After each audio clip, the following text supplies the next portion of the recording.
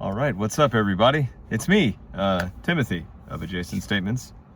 So today's special episode is a solo video, and I'm actually at my job on a lunch break in my car. So I'm using my steering wheel as a tripod, and so far it seems to be working out okay. Balancing this little guy here. Okay, yeah. So, how are we doing? So I keep looking at my face, which is over here, but the camera's over here. So I'm gonna try to just stare at that green dot so it doesn't look weird.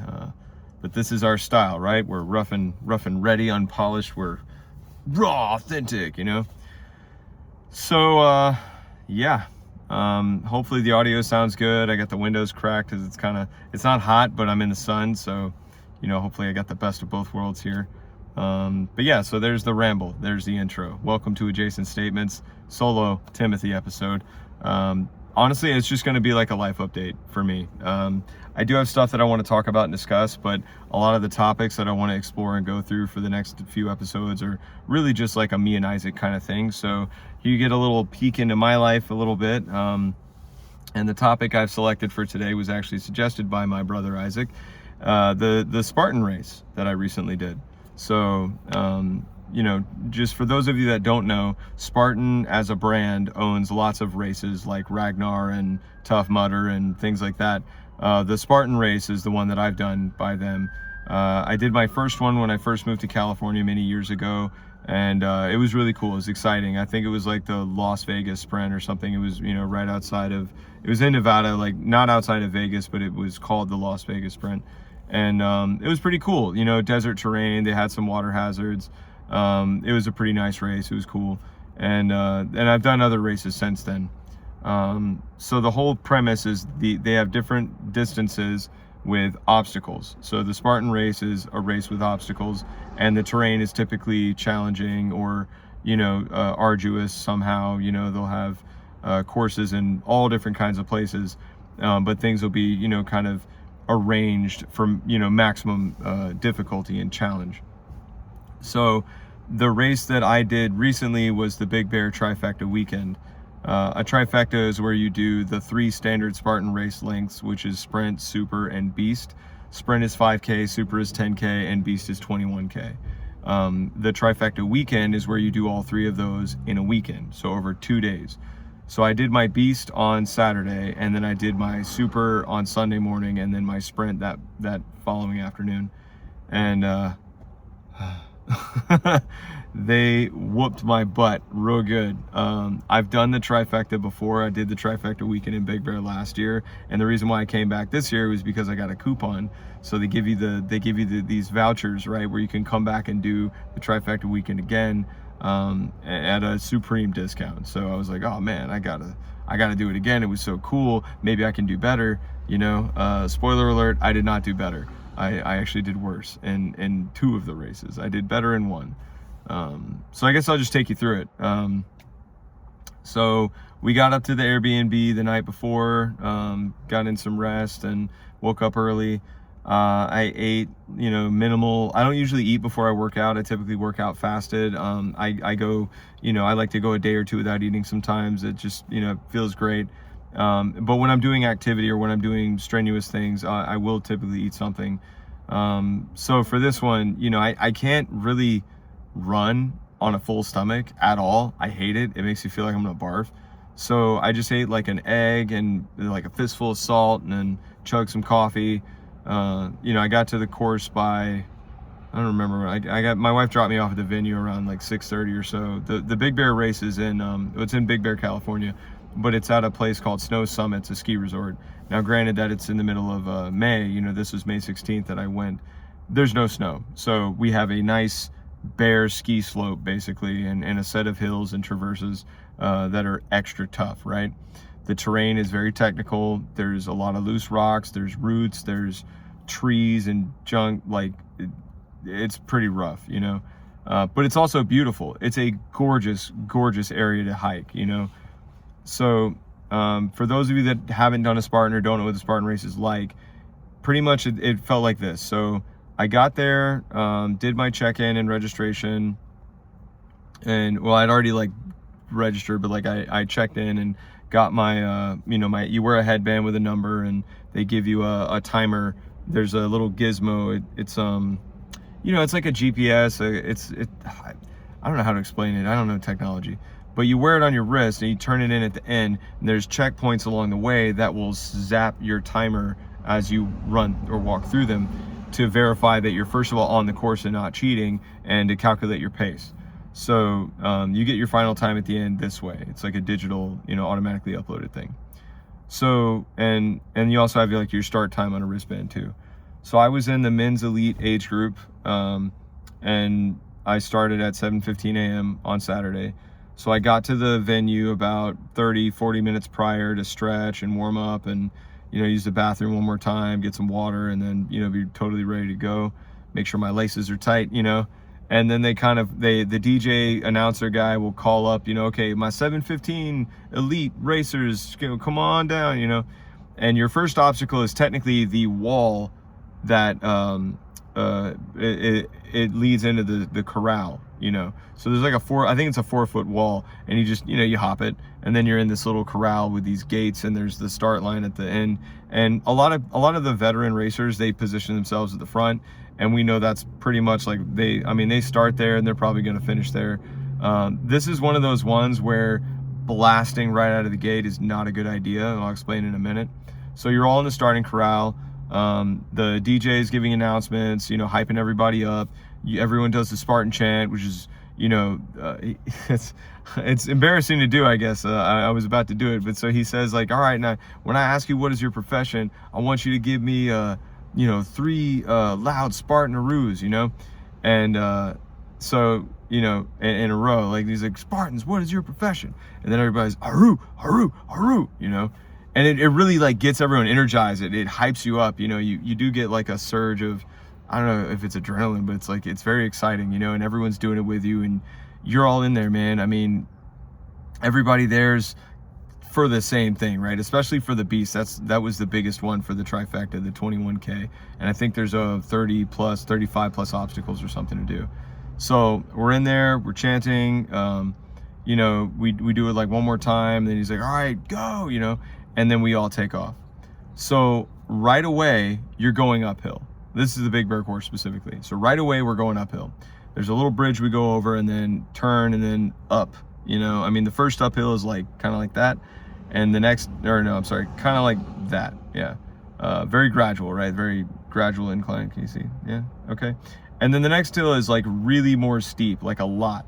And you're coming up this steep hill incline where you're not running at this point. I mean, if you're running, you're either very stupid or very strong, because I did that last year. I took off out of the gate. I got ahead of everybody. I was at the front of the pack. Before I even made it to the first obstacle, I dropped back to the middle because I did not count on having to run this steep hill. Like, that's not in my skill set. I'm not that strong. I'm not conditioned enough to do something like that.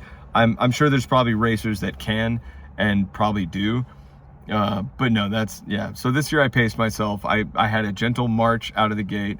I jogged a little at first and was slapping it. There's kids there like, yeah, well, so I'm like high-fiving kids, and I'm like, yeah, let's go. And then I hiked very gradually up that hill. That's like a slow and steady wins the race kind of pace, when you're doing that one. So I kept on going. You get up to the first obstacle after the starting gate, and it's a wall. I think this one's like a 6-foot wall. Not that big of a deal. Like, I can jump a 6-foot wall all day, but the problem is that you just like pumped your legs all the way up this hill, and then here you go at the wall, and you got to pop, So I pop over that wall. As soon as I hit the ground on my first wall, I felt my knees. Like, I knew my knees were in rough shape going into this. Little backstory. I injured myself training. That pod where Isaac and I were sick, unfortunately, that set me back. I didn't train for like a week and a half, and that was like right before the race. It was gonna be like my last little thing of training, and I hurt my back. Like, my left ankle was somehow injured for I don't know what. I was really banged up and hurting. So as soon as I dropped off that 6-foot wall, I felt my knees like, and I wrapped them. I have an ace bandage that I wrapped one of them with, and the other one I have a fitted sleeve that I wear. So, thankfully that helped me go more with less pain, but I could tell at the first jump that I was in trouble.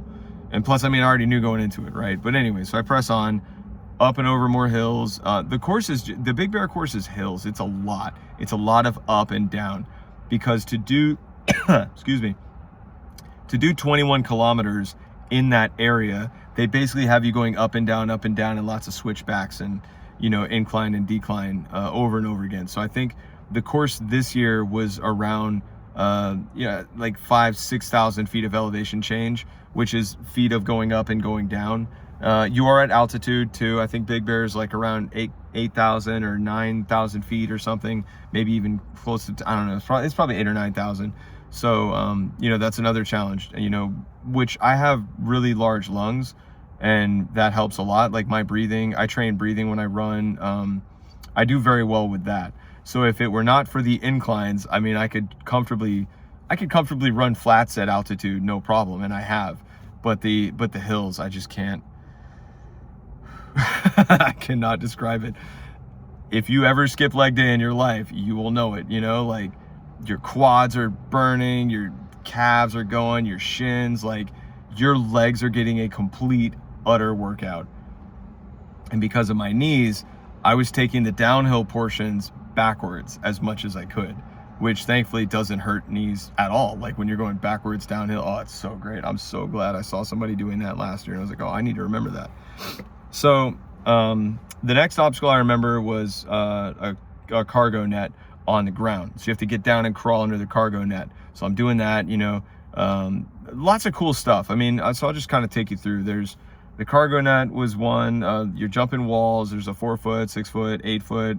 I think there's like I don't remember what the highest wall is actually, but there's several walls. There's also other traverses like monkey bars.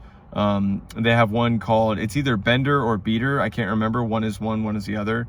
I think it's bender, where it's a solid frame, and then you have a bar. It looks like 4 bars mounted on an axis. So when you grab, it swings you.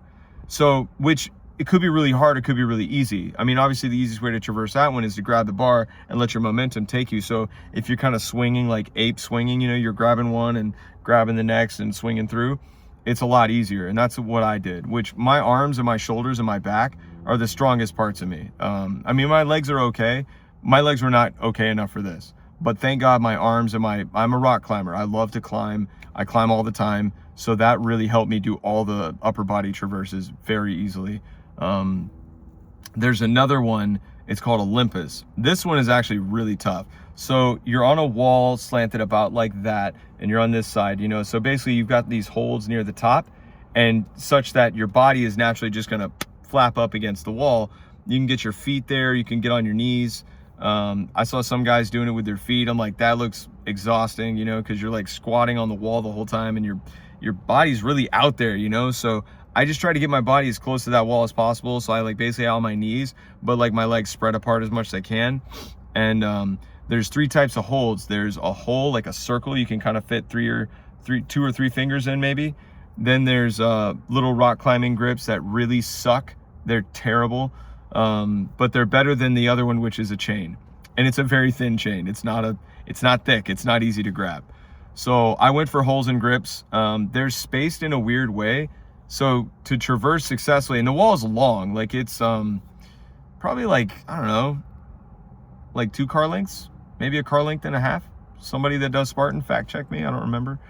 But it's long, it feels long, you know? And you have to kind of place your hands so that you're reaching a little further, and then you match your grip up with the previous grip, you know, so you can actually get across without totally gassing out. So unfortunately on my beast, I failed that obstacle. I failed it 3 times in a row because I was gripping with these 3 fingers and I was stupidly using my pinky. I have no idea why I chose to do that, but I kept screwing it up. Now, I'll spoil day 2. On my super, I nailed it. I across start to finish, it was beautiful. I wasn't fatigued. It was great. Oh, I loved it. It felt so good.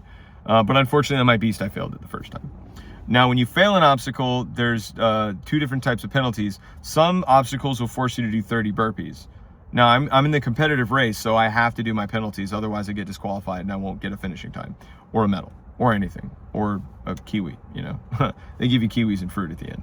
So the penalty is for this one was thankfully a loop, which is I think it's like a 1/4 mile section extra that you have to run. So, you know, after my 3 failed attempts, I was like, all right, I'm going to waste all my time doing this. Plus I'm going to wear my arms out. So I just took my penalty loop.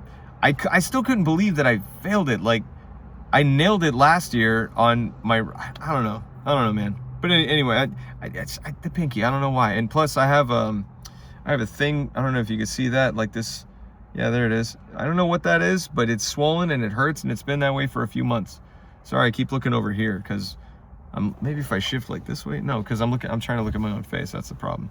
So I'm trying to look here at you guys. Sorry, thank you for putting up with me. But yeah, so nailed Olympus on the second race, but unfortunately I failed it on the Beast. Before that, we did, I don't know what this one is called, but it's like a ladder, but you got to jump up to grab it, and the bars are far apart, and it's angled this way. So you're coming from down here and you're grabbing, and then you're climbing up like this, and then you got to go over and down the other side. And then we're back into the hills again. Another obstacle they have, I think this one might be Blender, but it's like beater. It's a monkey bars type, but you've got rings, and the rings lead you to a set of scaffolding that you have to grip, and then move over to the spinny ones like on the beater, and then you do those. And then the last one, I think this one's actually beater. Blender must be the other one. So the last one is a bar in front of you like this, and there's grips along, they're like little handlebars all around. You see that? Grips like this, all in a spiral around the bar going to the end, and it rotates. So when you grab one, you're going down, and then you got to grab in front of that one the next one that will then rotate you down. So you're kind of like, it's working your arms in a really weird way, which again, I crushed that one, thank God. You know, pull-ups and monkey bars and climbing stuff, great. Apparently I'm not good at Olympus. You know, but it's easier when you're hanging like vertical and you're like straight down. So much easier than, you know, when you're like at an angle and there's no feet. Like, you have no feet. The wall is slippery. You know, the Olympus wall, the guys that are doing it with their shoes, I don't know how they're doing it, because my shoes have really deep lugs and good grip, and I slip on the wall every time. What else? There's a rope climb, just like in gym class. You got to climb a rope and thread it with your foot, make it easier, you know. They have the Hercules hoist. So that one, there's a heavy sandbag, and you're literally pulling the sandbag on a rope, but you can't slam the sandbag. So you have to pull it all the way, and then you have to lower it slowly. The rope is thin and feels like it's designed to cut your hand as much as possible, which by then you've already done, that's near the end. The Hercules hoist is near the end. It's one of the last like 6 or 7 obstacles. So, you know, you've already worked your arms and hands about as good as you can, you know. There's a sandbag carry. There's a 60-pound sandbag. A lot of people do it on their shoulder. I did it right here in the back of my neck, like in between my shoulders, and just like gripped it on the sides, because it's like a big fat circle. It's not a long bag, so you can't really drape it. But yeah, some guys will alternate shoulders. I did mine right in the back of my neck and just, you know, like yoked up my shoulders and just grabbed and, you know, that one was really tricky this year because they did it near the end of the course and it was in a ravine. So you're going up and then around, and there's a lot of loose dirt and there's a lot of roots. And then as you're going down, it's very steep into the ravine, and then you have to cross a little bit of water, and then you're back up another steep bank. Because the ground is so loose around the banks, you know, that makes it even more challenging. And then there's the bucket carry. That's a 70-pound bucket. And in previous races, I was instructed you have to hold it in front of you. That's mandatory. But for the past 2 years, doing this Beast trifecta, or this Big Bear trifecta, I was able to put it on my shoulder. So I started on one shoulder, and then I moved to the other shoulder, and then back to the center, and kind of carried like I did the sandbag. That made it easier.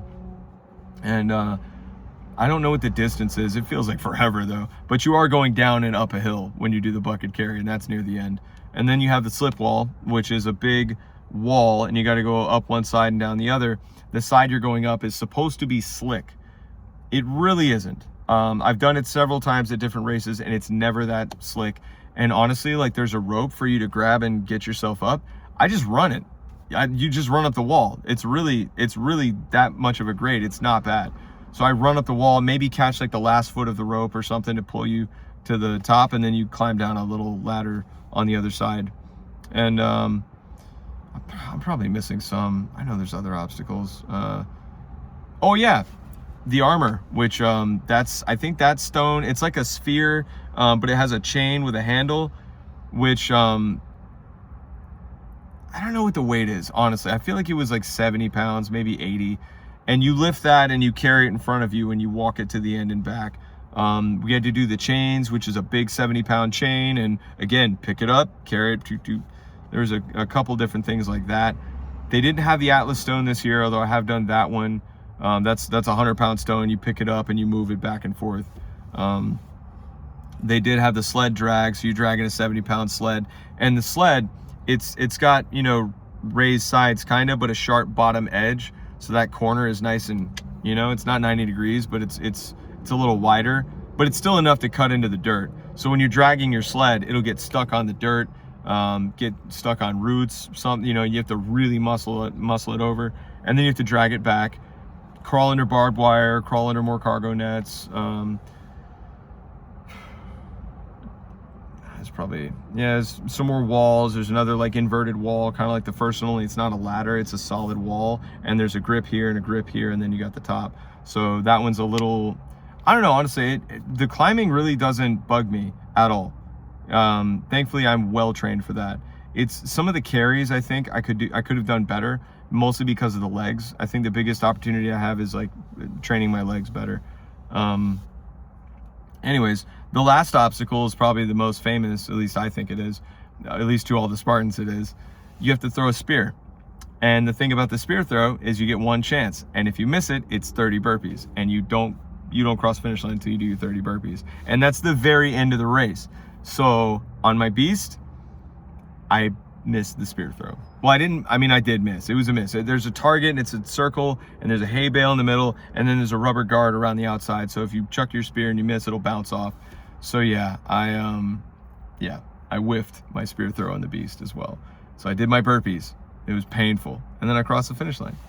After you cross the finish line, you get your finisher medal, you get your picture taken if you want. They give you water. This year's food was a kiwi and like a packet of sunflower butter with sugar in it, you know, which usually I don't eat stuff like that. But this year I was like, yeah, give me all the calories I needed. And yeah, and then, you know, you can hang out. It's like the festival area. There's a party going on. You get a free beer if you want to do that. There's, you know, like food vendors, food trucks, there's music, there's different people there chilling and whatnot. So yeah, overall it was a really good time. I enjoyed it. My finishing time this year was embarrassingly worse than last year's finishing time, but hey, you know, what are you gonna do? I finished, I'll tell you in a second. I'm gonna put the window down a little more because I'm getting a little hot in this car. There we go. That's somewhat better, but I'm still in the sun. I'm sweating out my undershirt. Oh yeah, that's nice. You see my sweat stains. So, what was I gonna say? Oh yeah, I finished in 6 hours. Last year I finished the beast in 4 hours and 40 minutes. I was setting a target for myself to finish under 4 hours. I did not make that target. I did a lot worse. But again, to my credit, I was hurt. I was injured going into it. I can't believe I even finished. At one point during the race, I was like, man, am I even gonna be able to do the next day? Which the next day was even harder because I was already totally wiped out and sore from the beast. My legs were so bad, I could not go downstairs without pain. It was tough. We had a hot tub at our Airbnb, thankfully, so I was able to use that a bit. But whew, the next day when I woke up, I was really scared that I wasn't gonna be able to do the race at all. I was thinking, do I just go to somebody and say, hey, I paid for this, can I just get the medal? Like, you know, I would never do that. But you know, I was really panicked. I didn't know if I could really do it. And well, thank God I was able. I'll go ahead and progress to day 2 now. So after the first day race, I spent the rest of the day trying to chill as much as possible, get the calories in. We had a good lunch. Shout out to this place in Big Bear called Tropicali. Amazing. Really, really good, really amazing. Like, I think they're voted the #1 poke restaurant in the country, which is cool for like a little mountain poke place. But yeah, it's wonderful. Atmosphere is great. Food quality is amazing. People running it are charismatic and fun. Like, it's a good spot. I highly recommend it. Prices are very reasonable for what you get. You get very, very good portions and it's high quality food. So But yeah, we grubbed up, and then I just spent the rest of the evening like laying around and chilling in the hot tub, and trying to unwrench my back and get the soreness out of my legs. So the following day I wake up, my whole body is stiff like a rock. It was terrible. I slept like crap. Very bad sleep. My first night was bad sleep too. You sleep in a new place, you don't really sleep well usually, and that's for sure me. So I dragged myself out of bed. I barely shuffle into the kitchen, make some coffee. I'm stretching as much as I can. Starting to feel a little more flexible now. Starting to feel a little more like, okay, I got this, This time I ate half a stick of butter and like a spoonful of jelly and a bunch of salt. And then I slammed my coffee, And so same routine, get to the venue. My wife dropped me off. Starting gate, boom, here we go. Now the super thankfully is shorter than the beast by a little, little less than half, which was nice. But it was more like a little more than half, I think. It was like 8 miles instead of like 7-ish or whatever. So did the super. I managed to nail every obstacle. I didn't miss a single one. I nailed Olympus, I nailed the spear throw, I did everything else great. It just took me a while. I don't remember my super finishing time. I think it was probably, I know it was worse than last year. I think it was probably in the neighborhood of like 3 or 4 hours. But I completed it, and then after that, I went back to the Airbnb for a little while. We thankfully got a late checkout. So I was able to come back, shower briefly. I just like sprayed my face and my head with water. I changed out my shorts and then my socks. No, I changed out my socks for sure. And then got ready to go do the sprint, which the sprint being the 5K, the easiest of the races next to like the kids race or something, I walked that whole race.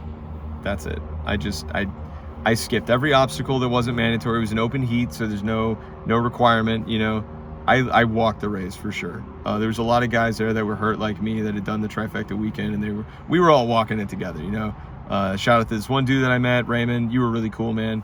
It was awesome meeting you. Like, keep doing what you're doing. He runs the LA Marathon, and he's been doing it for several years in a row. He really inspired me, and kind of he walked with me and talked with me for a while and kind of pumped me up. It was just, yeah, it was a great time. So after the sprint, I limped back, as close to where my wife was as possible. She didn't have to drive all the way up to pick me up, and then hopped in and we drove home. And whew, man. So I will say this, even though I didn't do well according to my own standard that I set for myself, unreasonably high, I guess, I am glad that I finished my races. I'm glad that I didn't quit. Even though I was literally dragging myself across, the finish line at one point, I didn't give up, and even the pain. But man, usually after a really strenuous workout or like a hard hike or something, like a lot more than I'm used to, it'll take me at least 2 days or so to recover. I wasn't fully right in the legs for 5 days after this weekend. I mean, really, it was bad. Wow. Like, I'm feeling my quads a little, and I can still kind of feel a little bit of soreness, not from that, but just because I haven't fully recovered, because I did resume normal activities. And, I'm a run, jump, play kind of guy. And when I'm playing with my kids, when I'm doing whatever, like, I want to go, I want to do stuff, I want to play. I love running around, I love climbing, I love jumping. I jumped with my kids on the trampoline yesterday, and that started feeling very, very exhausting because they're both a lot heavier than they used to be, and they're like, bounce me higher. I'm like, all right, but jump with me though. But yeah, overall, great experience. Highly recommended. Spartan's wonderful. I don't know much about the organization, so I don't want to say any of that, but I will say that the race and the people, fantastic. I had a great time. I always do. It's grueling, it's exhausting. We paid to do this, but it's fun and it's fulfilling, and you get to push yourself and you get to challenge yourself, and you cheer on your teammates. Well, not teammates, but like, well, you can race as a team, but like, you cheer on your fellow competitors. And even though it is a competitive event, there's a lot of camaraderie and brotherhood and sisterhood, and it's just, it's great. It's great. I think if I could do it all over again, I would definitely make sure not to neglect my training, especially legs. I really thought I had trained legs enough, but I didn't recall enough of the pain from the elevation and the hills. I just wasn't ready, I wasn't doing enough like step ups and You know, I was doing weighted carries. Like, I have a 60-pound vest, and my brother-in-law let me borrow. That's basically lived at my house ever since. So I put on the 60-pound vest, and then I hold 2 of my 5-gallon water jugs, and that's about, what is it? They're like 45 each. So, you know, we're at 150 pounds, and I'll do carries with that much weight. I'll do, you know, I do a mile with my vest on. I'll hang with the vest. I'll do pull-ups with the vest. Like, I graduated to the 60-pound limit, by the way. When I started using this thing, I was like, oh, I can't handle this. Like, let me do 8 pounds or something, you know? There's like little bean bags in it, or maybe they're 8 pounds each, I don't remember. But now I'm working out with the full 60, and I can keep up with it, you know? I did not train my legs enough at all. Not at all, by a long shot. You know, I mean, I did squats. I did weighted squats, but not enough. I didn't do... You know, I need to do that. If anybody in the comments, please give me a leg routine that's going to make my legs bulletproof, because I want to take this mountain down again one time. Maybe not next year, but I would like to do it again, and I would like to get a sub-4 beast finishing time at Big Bear. That's really, I think it's becoming a bucket list item or something. You know, I just really want to do it. I don't know. I don't have a whole lot else to say, to be honest. Like, I got a lot of great ideas and things to talk about, but I don't have much time. Yeah, I don't know. There it is. There was my Spartan weekend. The food was great. You know, staying up there with my family is always nice. You know, Big Bear's beautiful. The air's clean. It's really nice. It's really good. And I enjoyed it. I had a great time. I can't wait to go again. But I think next time, around this same time next year, I'm not going to do that, because this will be the last thing, and then I'm done. My anniversary with my wife is on the 19th, and so we celebrate that, you know, and, well, my legs were destroyed, and I was not available for our original plans. I wanted to take her on a nice, beautiful hike for like 8 miles.